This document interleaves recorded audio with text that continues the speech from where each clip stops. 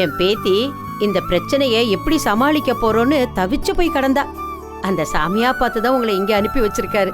ரொம்ப நன்றி தம்பி. எனக்கு நன்றி சொல்றதோட முக்கியமான விஷயம் ஒன்று இருக்கு. என்னன்னு தெரியுமா? இந்த விஷயம் எக்காரணத்தை முன்னிட்டும் சூர்யா சாருக்கு தெரிஞ்சிடக்கூடாது.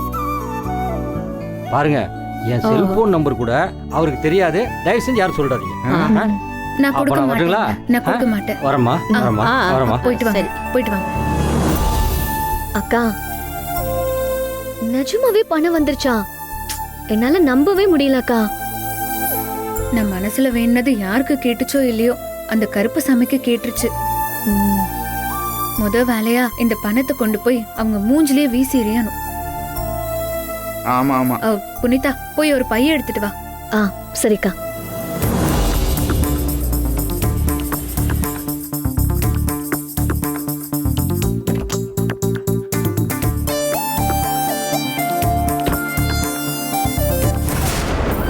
அக்கா, இந்தா.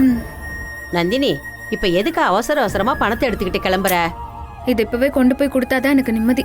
Hello, good morning. வாங்க தம்பி, வாங்க வாங்க, உட்காருங்க. உட்காருங்க. சார் வாங்க, கிளம்பலாம், வீட்டுக்கு போலாம். கிளம்பலாமா? இப்பதான் உள்ள வந்து உட்காரேன், அதுக்குள்ள கிளம்பலாம்னா எங்க? உங்க வீட்டுக்கு தான் சார். ஏ நந்தினி, உங்க வீட்டுக்கா? அது ஓ வீடு தானடி. நம்ம வீடுன்னு சொல்லி பழகு. அது ரொம்ப முக்கியம். சார் நீங்க வாங்க சார், நம்ம போலாம். புரியல. இல்ல, எனக்கு புரியல. நீ ஏன் இவ்வளவு ஆர்வமா இருக்க? ஏதோ பணத்தை கொடுக்காம அந்த வீட்டுல காலு கூட எடுத்து வைக்க மாட்டேன்னு சவால்லாம் விட்டியா நந்தினி? இப்ப என்னாச்சு? ஆமா சார், அதுக்கு தான் கூப்பிடுறேன். வாட்? இல்ல, எனக்கு புரியல.